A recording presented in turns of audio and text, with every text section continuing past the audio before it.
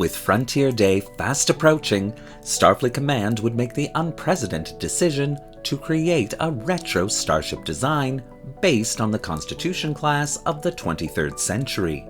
But what's the story behind this Neo-Constitution class? Well, today we'll find out.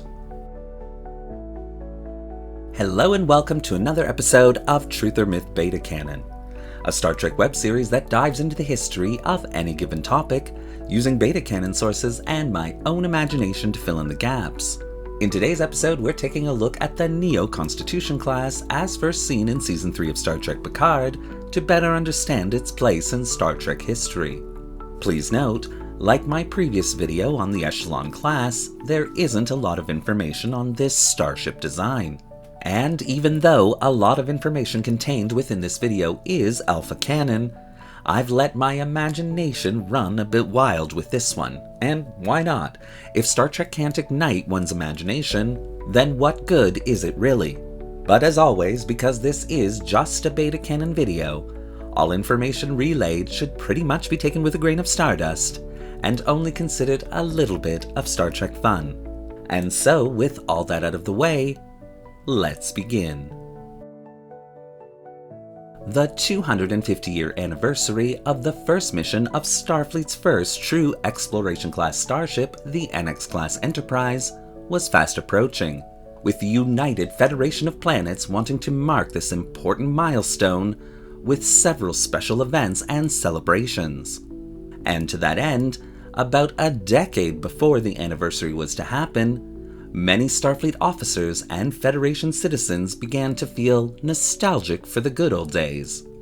Commodore Bufus Argyll, who had a long and distinguished career in Starfleet, including a short stint as chief engineer aboard the Enterprise D, came up with an interesting idea that would fit nicely in with Starfleet Command's plans for the 250-year Frontier Day celebrations. Being a student of history, Argyll would use all his knowledge to begin to develop a new Constitution class, one that would once again hold the hopes and dreams of all throughout the Federation. Then, in the latter part of the 2390s, the USS Titan would be pulled from active service, after receiving extensive damage returning from a classified mission. Deemed unspaceworthy due to the damage to her support frame, Starfleet Command made the decision to decommission the Titan, and seeing an opportunity, Argyll would approach Starfleet Command with his unfinished Neo-Constitution class design, then referred to as only the Constitution 3 class, and suggested that Starfleet Command pull various still viable technologies and construction components from the Titan to build his new class. Starfleet Command agreed, and the Neo-Constitution class was born. Sitting at a length of approximately 560.5 meters and 28 decks tall, the Neo-Constitution class was designed to be operated by 500 officers and crew members. Without a finalized design for the class in mind, the Neo-Constitution class would go through many changes before its final design was completed. The original look was to resemble the Constitution class refit, with very few updates externally to the design. However, several important flaws in that design were pointed out in the early stages of construction, such as how vulnerable the neck area had been on that design, and that although that particular flaw worked out fine in the era of that starship design, nowadays it could be a major issue should an enemy vessel get a lucky shot at that area. And so Argyll switched tactics, looking at the starship lineage of the Titan itself, with the original USS Titan being that of a Shangri-La class, a limited-run starship design of the same era as the Constitution class refit design.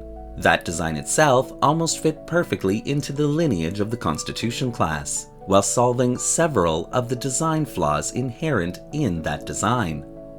And so, overall, the Neo-Constitution class would take a form very close to that of the Shangri-La class, but with a much darker hull paneling profile. The Neo-Constitution class would have a standard safe cruising speed of warp factor 8, with an emergency maximum speed of warp factor 9.99. Designed to cater to a close support envelope at sublight speeds, namely in and around densely populated solar systems, the Neo-Constitution class contained many overpowered impulse engines.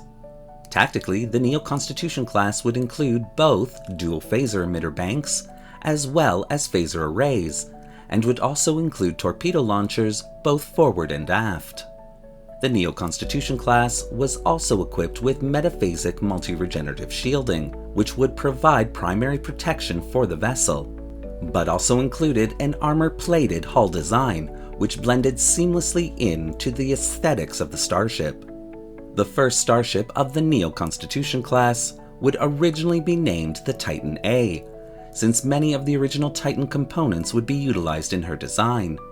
However, thanks to the many technological breakthroughs made due to the Borg Reclamation Project, even these included technologies would get a substantial overhaul. The Neo-Constitution class had 3 shuttle bays, with its main shuttle bay, known as Shuttle Bay 3, located at the aft end of the secondary hull, as was traditional in the Constitution class refit design. Internally, the Neo-Constitution class would be more spacious than its Constitution class refit counterpart, taking on the design elements common to this new era of starship design. The main bridge was located on Deck 1 and was also equipped with a large evacuation hatch behind the main view screen. An observation lounge was located directly aft of the main bridge.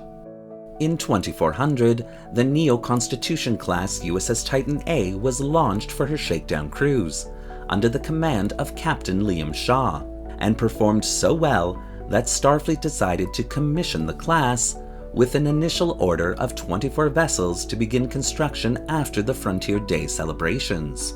However, the Titan A would end up embroiled in a Borg changeling plot that would thrust the starship to the front of the line for the citizens of the Federation. In 2401, shortly before the events of Frontier Day, Admiral Jean-Luc Picard and Captain William T. Riker would board the USS Titan under the guise of a routine inspection, but in actuality would be there with the intent of saving an old comrade and eventually expose a conspiracy deeply rooted within the Federation itself. The Borg Queen, overseeing the remnants of what was once her great and vast empire, had made a deal with changeling infiltrators, which had been treated badly during the Dominion War by Section 31. Creating a transporter program which would alter DNA sequences, the changeling infiltrators were able to incorporate it into all Starfleet starship transporter systems throughout the Federation. And this altered DNA would in turn allow the Borg Collective to essentially assimilate every Starfleet officer under the age of 25. In the end, Admiral Jean-Luc Picard and his former command crew of the Enterprise D would be successful in thwarting the Borg plot, utilizing the rebuilt and restored Enterprise D. And in honor of this historic mission, the USS Titan A would be rechristened the USS Enterprise G, under the command of Captain 7 of 9, where she would continue to seek out new life and new civilizations, boldly going where no one had gone before. Thank you for watching today's episode of Truth or Myth Beta Canon. What do you think of the Neo-Constitution class and the historical narrative that I've created here? Do you want to see more videos like this one?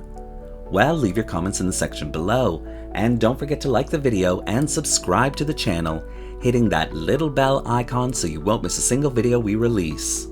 Want to help the channel refit itself into a retro version of a starship from its past? Then consider becoming a channel patron, a major help which allows this channel to buy resources and 3D models to keep it going. The link to our Patreon account is in the description below. Thanks again for watching. Live long and prosper.